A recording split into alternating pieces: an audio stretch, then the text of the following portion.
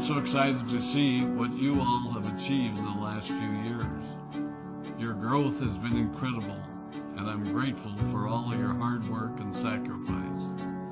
A lot of that growth has been brought about by new people coming into the business to take advantage of our generous marketing plan and effective product line. So I thought I would take just a moment of your time to share with you a little bit about where forever came from and where forever is going. I've heard people describe this as our culture, but I think it's simply who we are. Several decades ago, I was an executive for a real estate development company called Del Webb. And at that time, there was a lot of excitement about a new business concept. And like many of my colleagues and friends, I went along to a business opportunity meeting and listened to a presentation about multi-level marketing. I immediately fell in love with the concept that people would be motivated to help each other and be able to make a living doing so. It's a beautiful thing when you think about it. Although I was enjoying my career, I didn't think that I was contributing as much as I wanted, or as much as I could, to improve the well-being of the people around me. Inspired by the concept of people helping one another, I set out to write a marketing plan that is almost identical to the one that we use today. As I developed it, I had two goals. One was to pay the highest bonuses possible and still be able to run a company effectively. Two, to build a plan that would motivate and encourage people to keep working. I wanted a plan to reward those that remain active and engaged. I love the concept of a royalty income. However, I believe that it's good for our souls to work hard. People who work hard are happier. Of course, if you work hard, you should play hard. And that was one of my motivational factors in starting Forever Resorts. It was to give people the opportunity to spend time with their loved ones and experience the wonder of nature. Next time we're together, maybe I can tell you more about my passion for our resorts, our rare animals, and spectacular natural resources. So, with a marketing plan prepared, I needed to find a product. And we searched around and looked at different opportunities. I was passionate about finding something that was effective, consumable, and that we knew would not be a fad. During my search, I met a group of doctors who had developed a method of stabilizing aloe vera. They convinced me of its efficacy, and we began testing the product, and were amazed by the results. We were in business. We had a fair and balanced marketing plan, a consumable, effective product, and the third ingredient, an absolute conviction that we could make a difference in the lives of the people around us. And while it might have been a bit presumptuous, we honestly believed that we could make a difference in the world. We put in generous return policies, customer service incentives, and began to build this business based on the principle of being nice to one another and helping others. The success was incredible, and we grew rapidly until Christmas of 1982.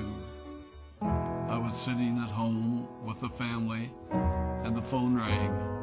They informed me that there had been a freeze at our aloe plantations in Texas, and that all of our aloe was destroyed. I immediately went to the airport and flew to South Texas to see what we could do.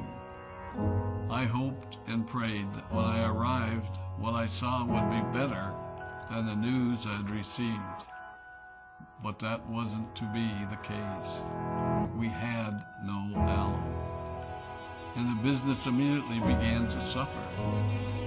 There were some FBOs that left, but more importantly, there were those that stayed. It was a tough time for us. We put everything on the line to stay in business, and there were many sleepless nights. But we were convinced that what we were doing was right. We decided that this would never happen to us again. We flew out to the Dominican Republic and purchased as much land as we could and began planting aloe in one of the safest weather zones in the world. In addition to the acres of plantations in the Dominican Republic, we now have plantations in Mexico and South Texas. It was a tough lesson to learn. But during the tough times, we became stronger and we grew the most. We grow roots that strengthen us and help us to overcome the challenges and obstacles that life throws at us. I have learned that solid principles and core beliefs do not have a sell-by date.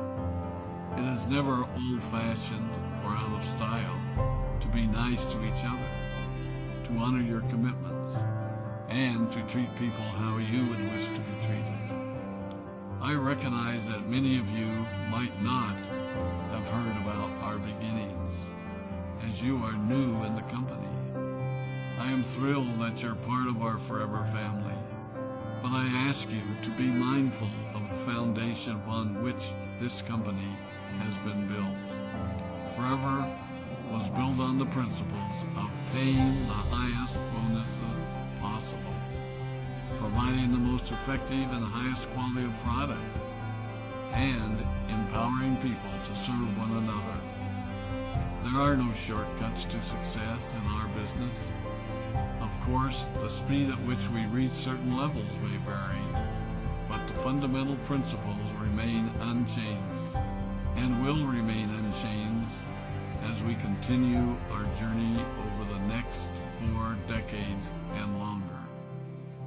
There will be times when a pathway will open up to you that will tempt you to take a shortcut, to buy a little more product than you may need, to make a purchase in someone else's name, or other ways in which we are tempted to give up what we want most for what we want now. Never forget that you're a part of something special, a business that has been built upon taking the road less traveled.